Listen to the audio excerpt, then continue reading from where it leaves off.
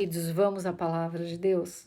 Hoje eu quero compartilhar com vocês o que diz o Evangelho do Senhor Jesus, segundo escreveu o apóstolo Lucas, Dr. Lucas, capítulo 12, a partir do verso 4. Jesus continuou: Eu afirmo a vocês, meus amigos, não tenham medo daqueles que matam o corpo, mas não podem fazer mais nada. Jesus nos dá uma lição aqui muito importante, né? Ele fala, na minha opinião, aqui, ele fala sobre a confiança que devemos ter em Deus. Não nos deixarmos levar pelo que está acontecendo no mundo. Nos aproximarmos dele, porque é dele o poder de todas as coisas. Então, vejam, existem pessoas que temem tanto que elas mal conseguem viver. Mesmo aquelas que confessaram Jesus como Salvador, mesmo algumas delas ainda temem muitas coisas. Temem pelo amanhã, se preocupam demais com o futuro.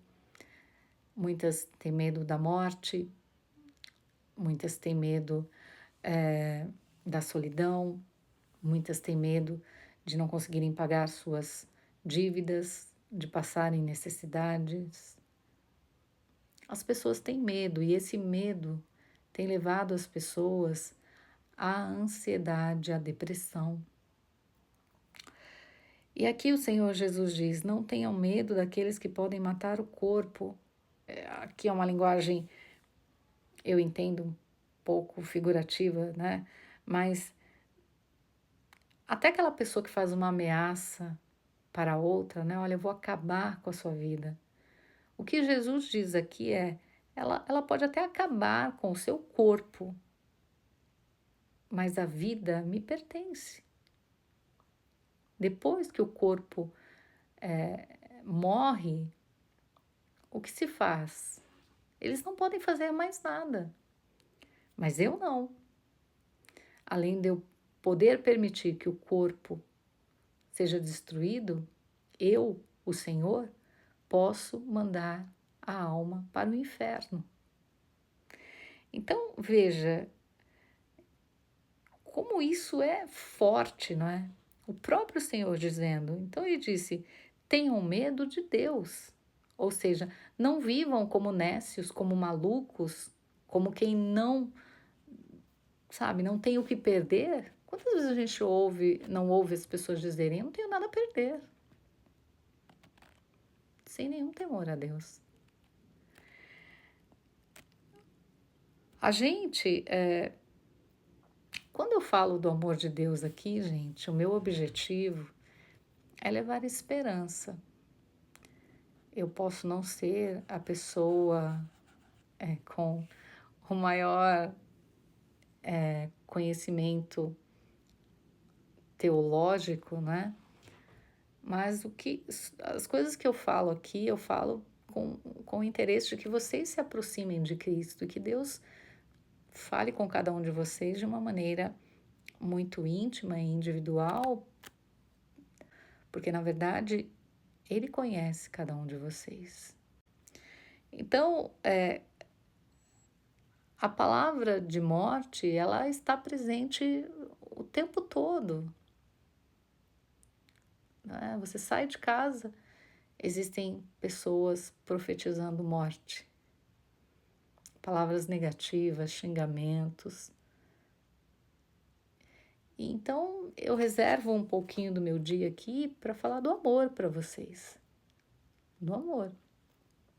E hoje, esta mensagem, ela reafirma que Deus tem cuidado de nós, né? Por isso, ele diz aqui: olha, não se preocupem.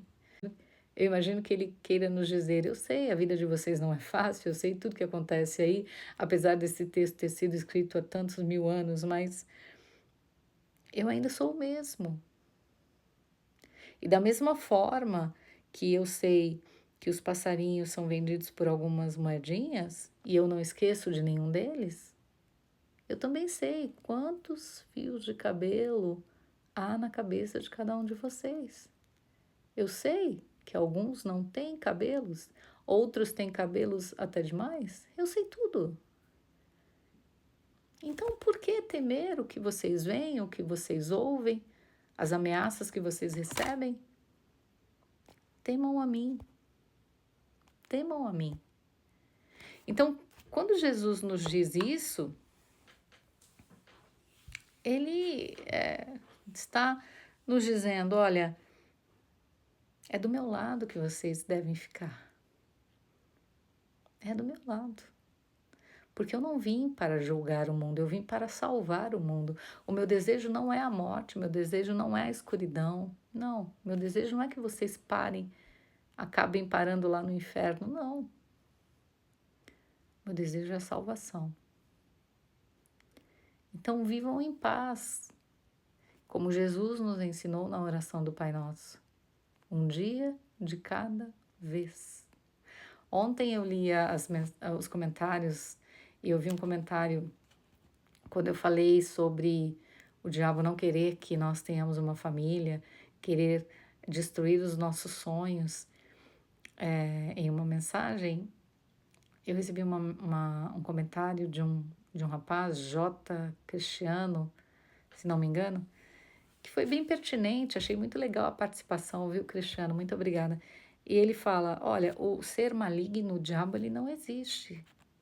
Segundo a carta de Paulo aos Hebreus, capítulo 2, verso 14, onde o texto bíblico diz que Jesus teve que se tornar carne e sangue como nós e morrer na cruz para se tornar o grande sacerdote, né, o grande fundador da salvação, tirando do diabo o poder que ele tinha sobre a morte.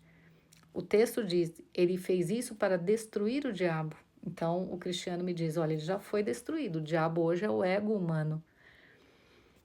Eu não concordo em tudo, Cristiano, mas eu vou estudar melhor, até porque em outras passagens, né, o próprio apóstolo Paulo, ele fala, né, se não me engano, segundo Coríntios, deixa eu ver aqui, eu não vou entrar muito nesse assunto, mas se não me engano, a segunda carta de Paulo aos Coríntios, capítulo 2, segunda carta de Paulo aos Coríntios, deixa eu ver se vai dar tempo. Capítulo 2, verso 11, ele diz assim, olha, vamos no 10, vai. Quando vocês perdoam alguém, eu também perdoo, porque quando eu perdoo, se é que de fato tem alguma coisa a perdoar, faço isso por causa de vocês na presença de Cristo, a fim de que Satanás não se aproveite de nós, pois conhecemos bem os planos dele. Então, se ele já foi destruído, por que ele trabalha se protegendo de Satanás, que é o próprio diabo? Apesar do homem ter o seu próprio ego e o homem resistir ao diabo e ele fugirá de vós, né? Ou seja, controle o seu ego e o diabo não poderá fazer nada contra você, eu concordo em parte com isso. Mas dizer que o diabo ainda ele não tem poder sobre a morte, não tem poder sobre nós, mas dizer que ele não está por aí atentando as pessoas, isso eu já não concordo. Atos 16, também 16, 18, diz que Paulo expulsou o demônio de uma jovem que era escravizada, sendo usada para adivinhações. Então, os demônios vêm de quem? Se o diabo foi destruído, totalmente não existe mais, os demônios também não existiriam.